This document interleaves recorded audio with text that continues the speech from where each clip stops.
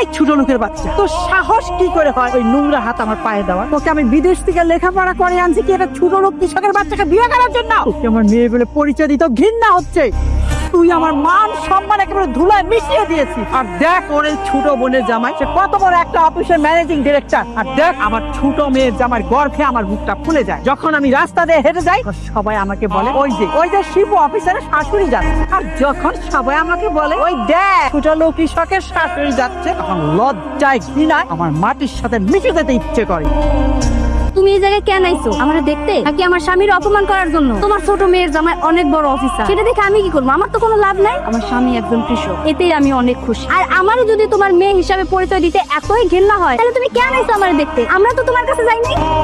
মা দেখছেন আপনার বড় মেয়ের কি অবস্থা, কতটা বেয়াদব হয়ে গেছে। ওই কিন্তু বিয়ের আগে এতটা বেয়াদব ছিল না। এই কৃষকের বাচ্চার সাথে বিয়ে হওয়ার পরে ওরা একদম বশ করে ফেলেছে, যাতে আপনারা সহ্য করতে না পারে। যে মেয়ে আমার চোখের দিকে তাকিয়ে কথা বলতে পারতো না, সে এখন আমার মুখে মুখে তর্ক করে। ওর মতো মেয়েটা কি অবস্থা করছে ছোট লোক কৃষকের বাচ্চা। খবরদার মা, তুমি আমার সামনে আমার স্বামীর ছোট লোকের বাচ্চা বলে গালি দিবা না। আমার স্বামী ছোট লোকের বাচ্চা হোক আর বড় লোকের বাচ্চা হোক, ও কিন্তু আমার স্বামী। আর একবার যদি আমার স্বামীর ছোট লোকের বাচ্চা বলে গালি দাও না, তাহলে কিন্তু ভুইলা যাবো তুমি আমার মা।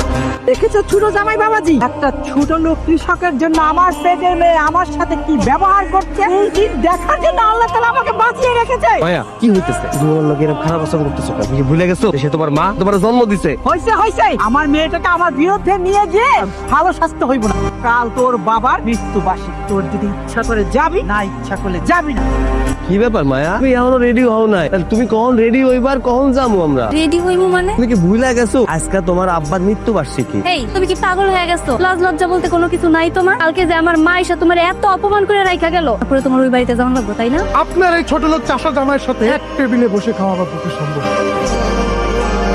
আপনার কোনো মান সম্মান না থাকতে পারে, কিন্তু আমার মান সম্মান আছে। সমাজে আমার একটা নাম ডাক আছে। আমার অফিসে যারা পিয়নের কাজ করে না, তারাও আপনার এই বড় জামাইয়ের চেয়ে বেশি শিক্ষিত। তারা তো আমার সাথে খেতে বসে তো দূরের কথা, আমার সাথে এক টেবিলে বসে খাবে সেই কথা কখনো তারা কল্পনাও করতে পারে না। তোমাকে না আমি বলছি, তোমার এই আপা আর এই দুলাভাই যখন এই বাড়িতে থাকবে, তখন আমাকে এই বাড়িতে আনবে না। এই বাড়িতে আমাকে কেন এনেছো ভালো কথা, তুমি থাকো, আমি চলে যাচ্ছি। তুমি যাবা কেন? যেতে হলে এই চাষা একটি সপ্তাহ যাবে। সকাল থেকে আমি নিজে হাতে বাজার করে তোমার জন্য কেটে কুটে আমি রান্না করছি, তোমাকে আমি খাওয়াবো বলে। তুমি কত বড় অফিসার, আরে তোমাকে আপ্যায়ন করো তো ভাগ্যের ব্যাপার। তোমাকে আমি আপ্যায়ন করবো না তা কি করে হয়? তোমার জন্য আমি মানুষের সাথে বুক খুলে কথা বলতে পারি। তোকে আমি কতবার বলছি আমাদের সাথে এক টেবিলে খেতে বসিস না। তোদের যদি খেতে হয় তোরা ঘরে বসে খাবি, আমাদের সাথে আসিস না। আমরা তো নিজেই এই বাড়িতে আসি নাই, তোমরা গিয়ে আমাকে দাওয়াত করে তারপরে এই বাড়িতে আন। এখন কেন তাইলে আমার স্বামী ডাইনিং টেবিলে বসে খাওয়ার অধিকার